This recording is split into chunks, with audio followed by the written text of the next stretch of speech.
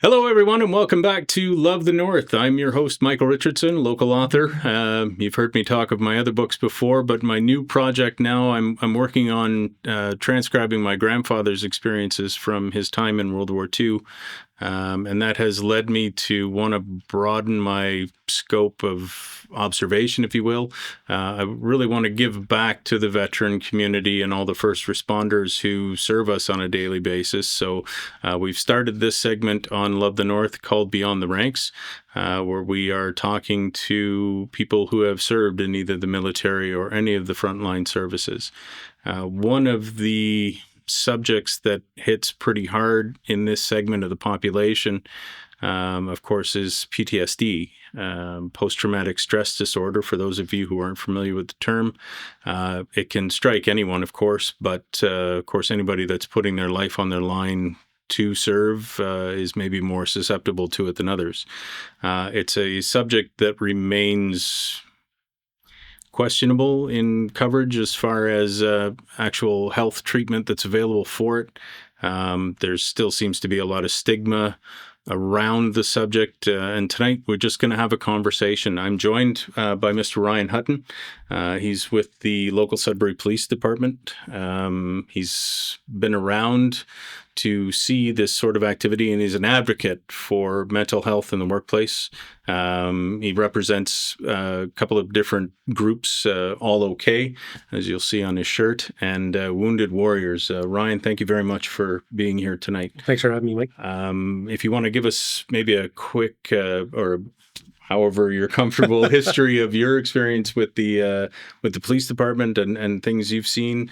From what I understand, you've never been diagnosed with PTSD yourself, thank God.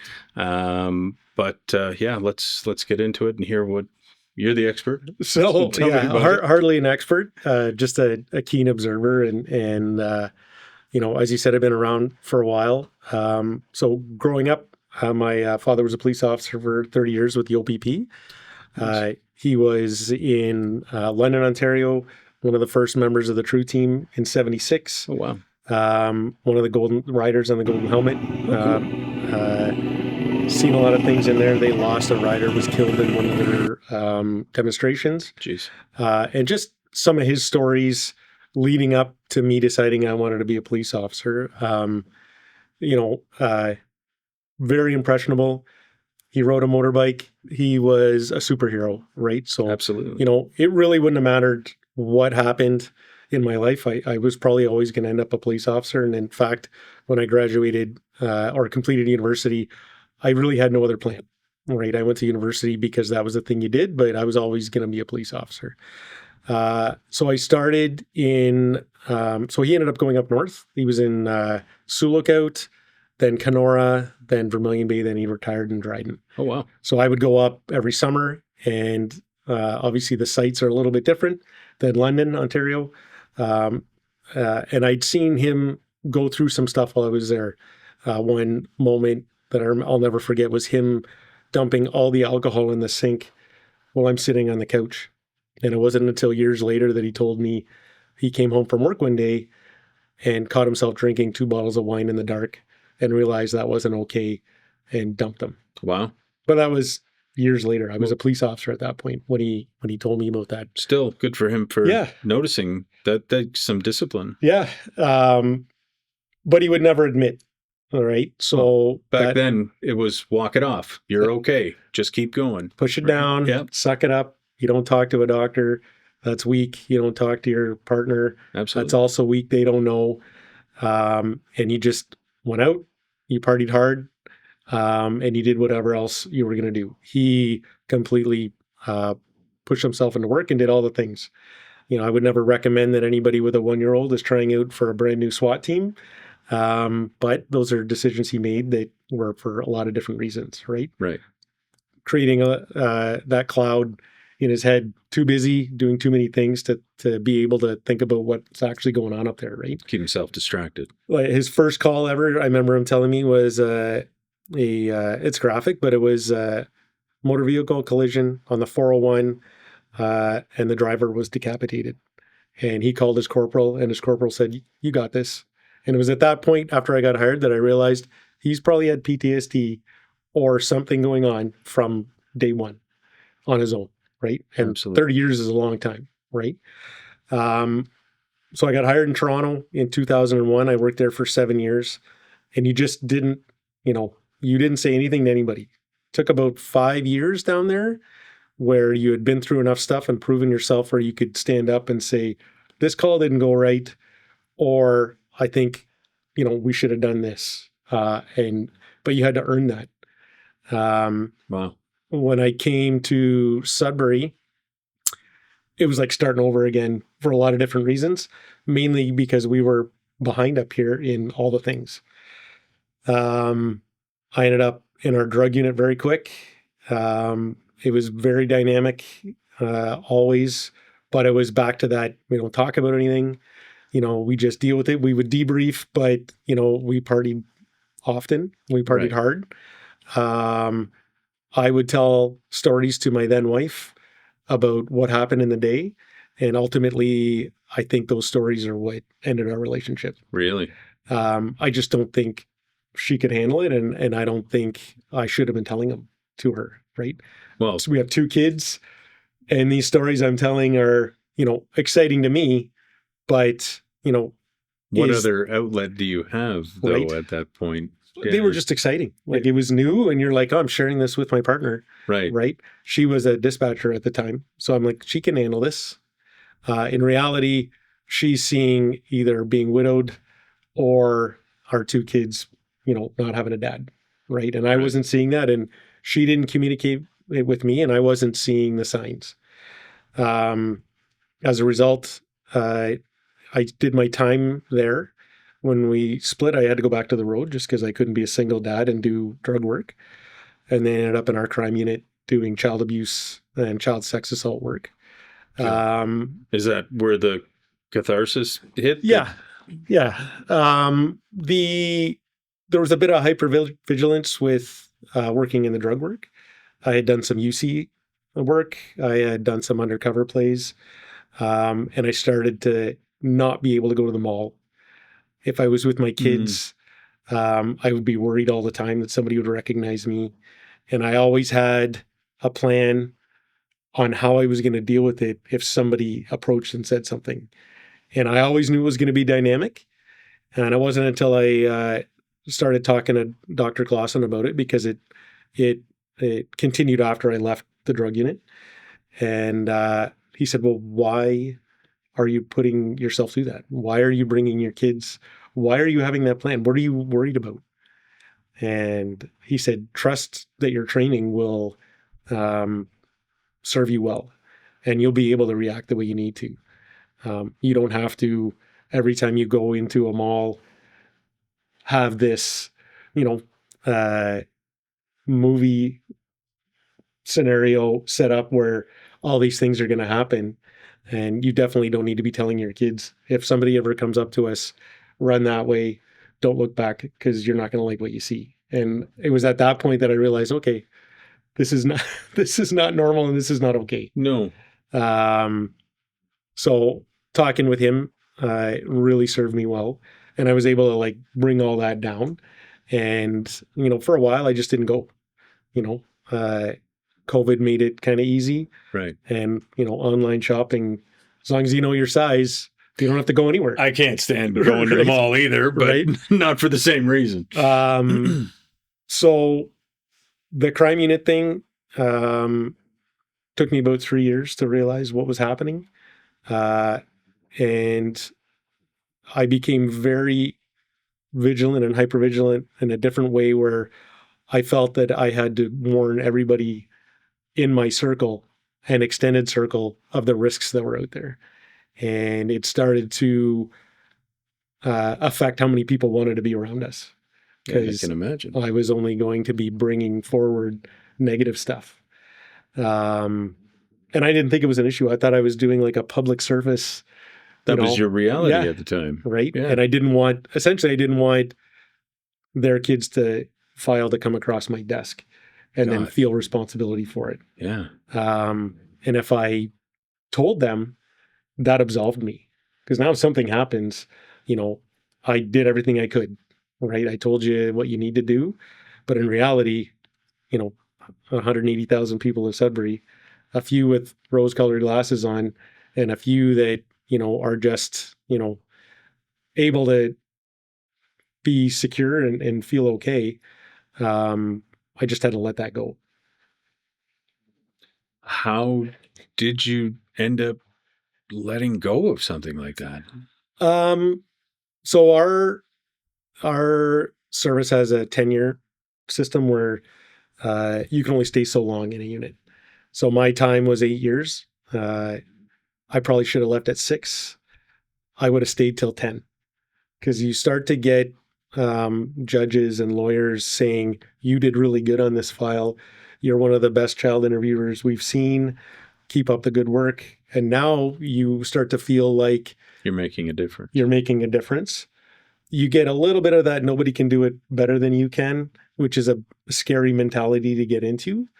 You see some of the other work that maybe you don't think is up to par.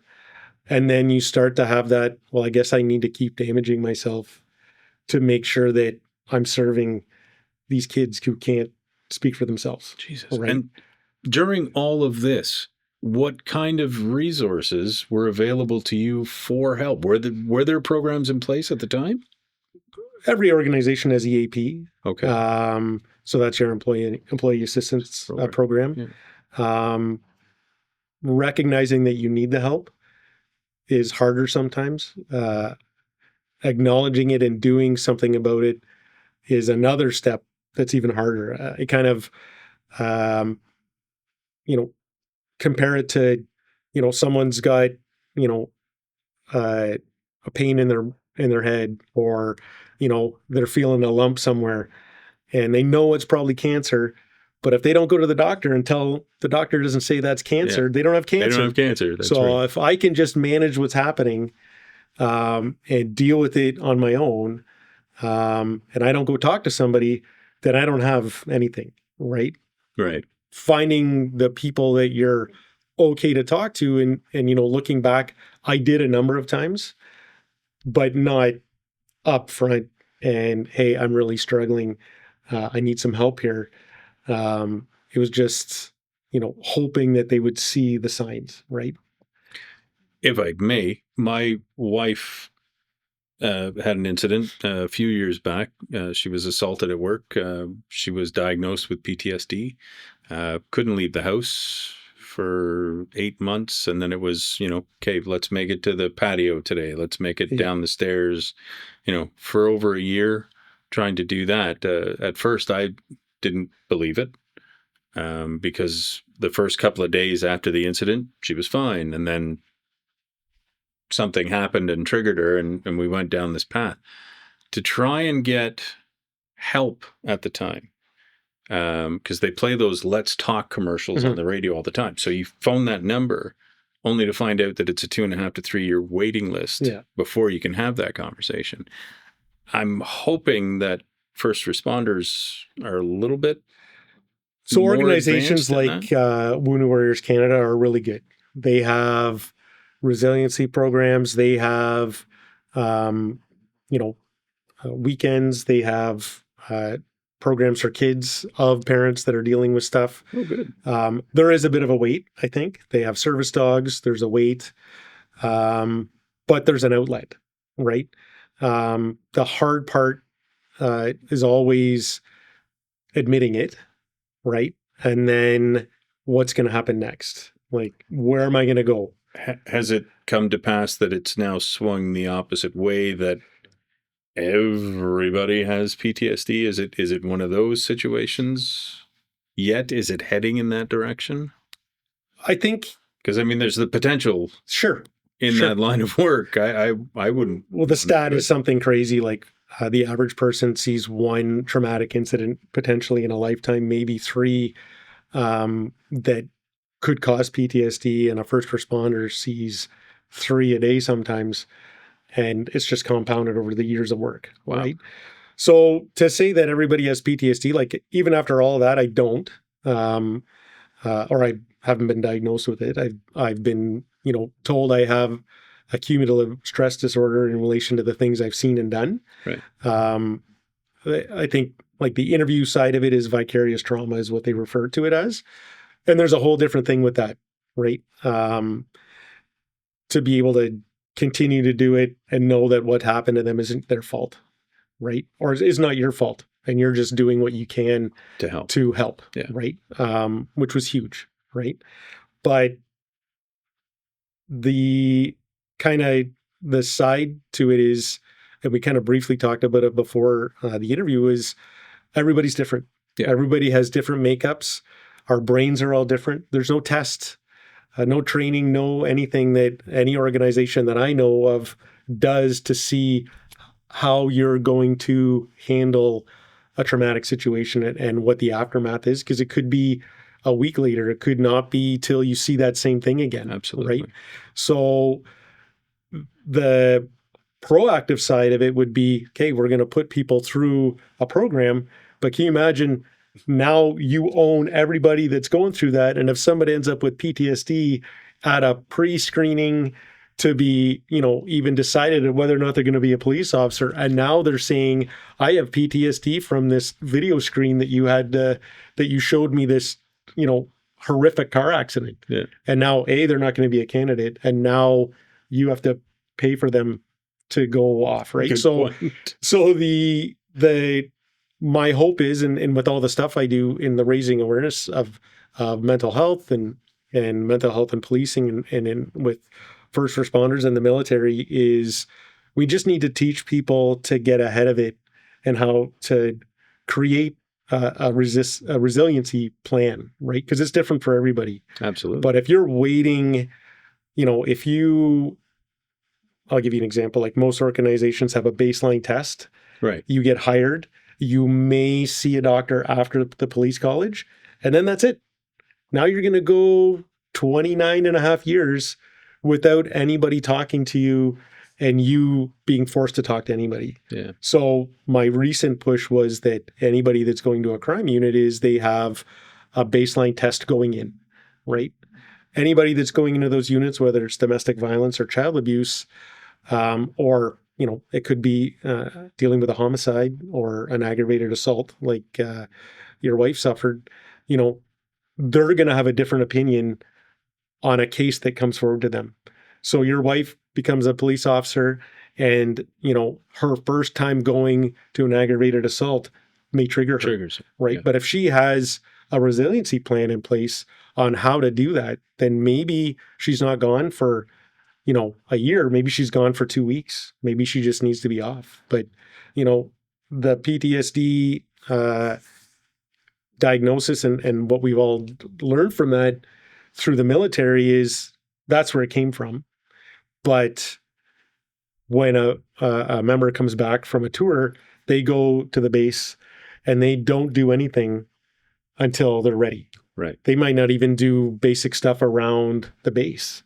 But every police officer has to go back. Like, obviously, if you're involved in a shooting, you're off for a little bit. You got to talk to a doctor and you have to get cleared.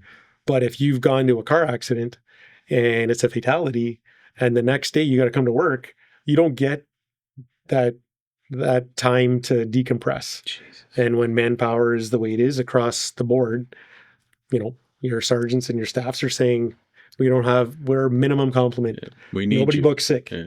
Right. Yeah. And you just push it down. Suck it up. So what we have to do through, All OK and through Wounded Warriors and through all the advocacy groups is just say, it's okay to not be okay. We are all in this together, but you have to admit to it and you have to be willing to go from the get-go and start talking to someone on a regular basis, because that's the only way it's going to change. Well, I'd really like to jump into that. And I know we barely scratched the surface on these organizations. So what I'd like to do is I'd like to get you back for another segment, if you're okay with that. Absolutely. And I thank you so much for joining me tonight. And we'll definitely do this again. Thank you very much, Ryan. It's my pleasure. Appreciate it. Thanks.